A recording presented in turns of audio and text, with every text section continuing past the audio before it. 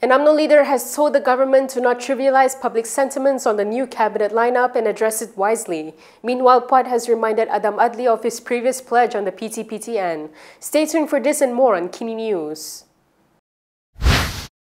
Umno Secretary General Asyraf Wajdi Dusuki has told the government not to take public sentiment on the recent cabinet reshuffle lightly. In a post on Facebook today, he highlighted several questions that had been brought up over the new cabinet lineup. According to him, one of the key issues raised is concerns on the appointment of Hannah Yeoh, a Chinese DAP leader, as Minister of the Federal Territories, alongside Lo Su Fui, a Chinese representative from GRS, as the Deputy Minister. He claimed netizens have questioned the implications of these appointments for the urban Bumiputra community, with some asking whether this signals a shift in policy direction or the possible introduction of local government elections. Asyraf added that there were also questions over the appointment of Marhama Rosli as Deputy Minister for Religious Affairs, with critics highlighting past controversies linked to her. Apart from these, he also highlighted questions on Adli's appointment as Deputy Higher Education Minister. He said there were questions on whether the appointment of the activist, who had previously been vocal in calling for the abolition of PTPTN loans during the BN administration, can actually realize that agenda. He stressed that there are just some of the strong sentiments circulating on social media since yesterday's announcement. He added that such sentiments should not be taken lightly and must be addressed with wisdom. Meanwhile, Umno Supreme Council member Puad Zarkashi has taken a swipe at newly appointed Deputy Higher Education Minister Adli Abdul Halim. In a post on Facebook, he said Adam can now push for the abolition of the National Higher Education Fund Corporation, or PTPTN debts. Puad urged Adam to speak up loudly during post-cabinet meetings at the Higher Education Ministry to demand its abolition, adding that only then would his past activism appear worthwhile. Puad also invoked former Economy Minister Rafizi Ramli's slogan while suggesting that reformist ideas are easier to uphold while in opposition rather than in power. He added that being in opposition is indeed easy, but once you're in power, only then do you understand how high or low the sky really is. During his student activism days in the 2010s, Adam emerged as a prominent advocate for free education in Malaysia, campaigning vigorously for the abolition of PTPTN loans.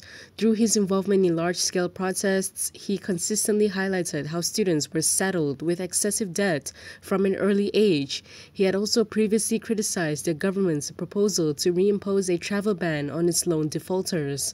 Adam was appointed Deputy Higher Education Minister in a cabinet reshuffle announced by Prime Minister Anwar Ibrahim yesterday. From now on, you can also listen to KiniNews on Spotify and Apple Podcasts. Scan the QR code on the screen to follow us. A PKR Assembly person has praised Prime Minister Anwar Ibrahim for appointing R. Ramanan as Minister of Human Resources and R. Yuvaneswaran as Deputy Minister of National Unity. Sentosa Assembly person Dr. Gunaraj George said the appointments marked an important recognition of the voice, aspirations and contributions of the Indian community in Malaysia. In a statement, he expressed his gratitude to Anwar for heeding the concerns and appeals of the Indian community, particularly the call for a full Minister of Indian descent who is able to speak Tamil within the cabinet level. Gunaraj said that it is now time for the Indian communities to support the existing leadership and to convey the community's demands and needs in a prudent, united and constructive manner for a better future. He added that the appointments of Ramanan and Yuvaneswaran reflected the national leadership's confidence in their capabilities, integrity and commitment to advancing the reform agenda, inclusive development and the well-being of the people. According to Gunaraj, the trust placed in both leaders will be carried out with full dedication and determination, particularly in efforts to empower workers' welfare, strengthen harmony within Malaysia's multi-ethnic society, and build a more just, progressive, and united nation. Ramanan is a PKR Vice President, while Yuvaneswaran is also a PKR federal lawmaker.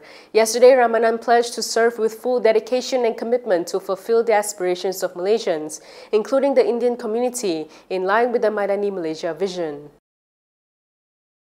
The Attorney General's Chambers has ordered for the investigation into the case of 3 men shot dead in Malacca by police to be reclassified as murder. In a statement, it said the AGC has been referred to a report on the case involving 3 men who were shot dead by the police in Malacca.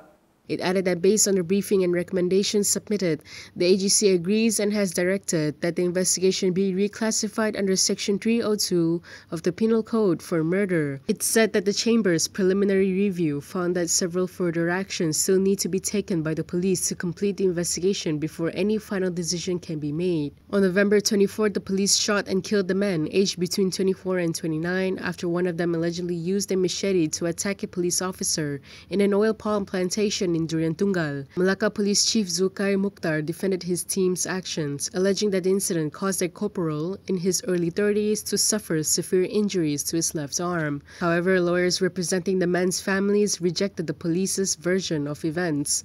Following this, Bukidnon Criminal Investigation Department Director M. Kumar said his department had established a team to investigate the case.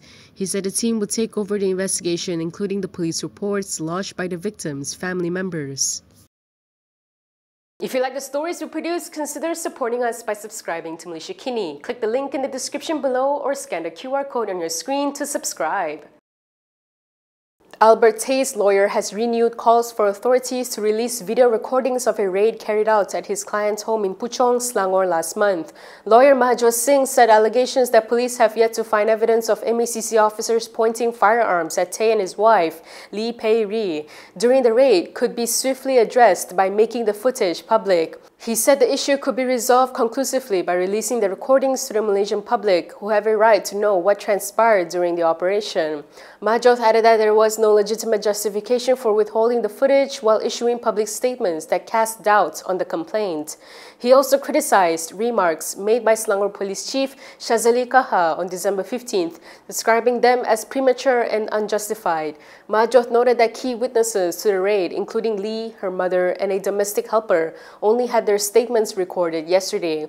He said that during the questioning session, police officers showed still images extracted from body-worn camera footage used by MACC officers during the raid. According to Mahjot, this confirmed that body-worn camera recordings of the raid do exist. He stressed that the continued refusal to disclose footage that has now been confirmed to exist serves no legitimate investigative purpose and undermines claims of transparency. Sabah Chief Minister Haji Noor has indicated that his Gabungan Rakyat Sabah coalition is unlikely to field a candidate in the twin by-election for Kinabatangan Parliament and Lamak State seat next month. Speaking to reporters after a Sabah State Assembly sitting in Kota Kinabalu yesterday, the GRS chairperson also hinted at possible support for a candidate to be fielded by Umno. Hajiji said he would discuss it within GRS but stated that the party will most likely not contest. He also said that they will give due respect to the party that won and by chance they are now in the state government. When quizzed further, Hajiji said that they will give way to UMNO and will assist them to win. He added that he will be meeting with UMNO President Ahmad Zahid Hamidi to discuss the nature of the two coalitions' cooperation. The Election Commission has set January 10 for nominations and January 24 for polling in the twin by-elections triggered by the death of its incumbent, former Sabah UMNO Chief Bung Mokhtar Radin. The veteran politician passed away at Gleneagles Hospital in Kota Kinabalu at the age of 66. That is all from me today. For more stories, you can go to Kinitv.com. You can also follow us on Instagram, X, YouTube, and Facebook for the latest news updates. I'm Camelia. Thanks for watching.